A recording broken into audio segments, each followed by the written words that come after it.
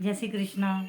भगवत गीता एक ऐसा विलक्षण ग्रंथ है जिसका आज तक न तो कोई पार पा सका, न पार पाता है, न पार पा सकेगा और न पार पा ही सकता है।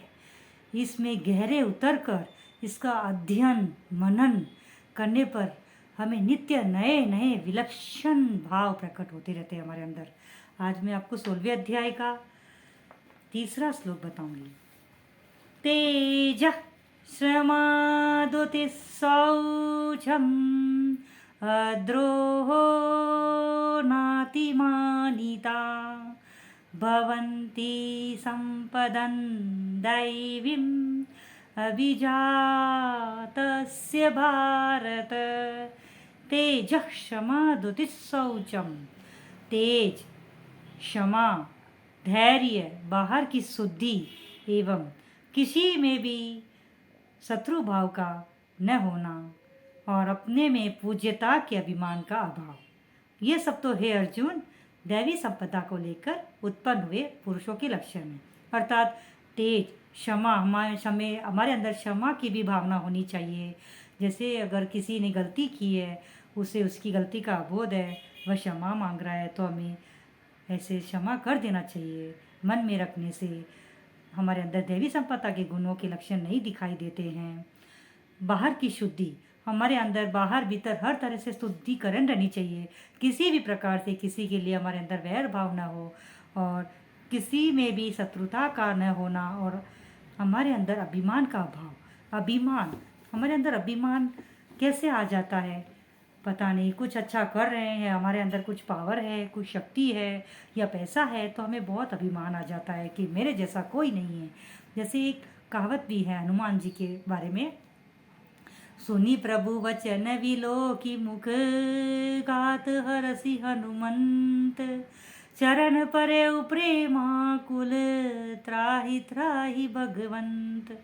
अर्थात हनुमान जी ने भी ऐसा मतलब कहा है कि हनुमान जी पर ऐसी कौन सी आफत आ रही थी जिससे बचने के लिए उन्होंने त्राहि त्राहि बचाओ बचाओ कहने लगे। वह आफत थी अभिमान। भगवान के द्वारा अपनी बढ़ाई सुनकर कहीं अभिमान न आ जाए।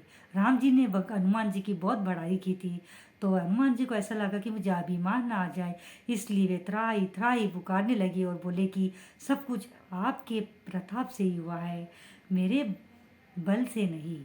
मैं तो कुछ भी नहीं हूँ, मेरे बल से कुछ नहीं हो सकता है। करने वाले आप है, कराने वाले आप है, करता धरता आप है, मैं तो निमित्त मात्र हूँ। इस तरह का भाव हमारे अंदर आ गए तो हम समझे कि हम दैवी संपदा के गुणों से उत्पन्न हुए पुरुषों के लक्षण हमारे अंदर हैं। सो सब तब प्रताप रघुराई नात न कछु मोरी प्रभुताई। जहाँ अपना अभिमान नहीं होता वहाँ साधकों को कोई बाधा नहीं लगती। बाधा वही लगती है जहाँ अपने में कुछ योग्यता, बल, समझदारी, विद्या, वैराग्य, त्याग, जप आदि का अभिमान होता है। भक्त अपने में कोई योग्यता नहीं देखता, प्रत्युत अपने को सर्वथा अयोग्य समझता है, इसीलिए उसमें भगवान की योग्यता काम करती है।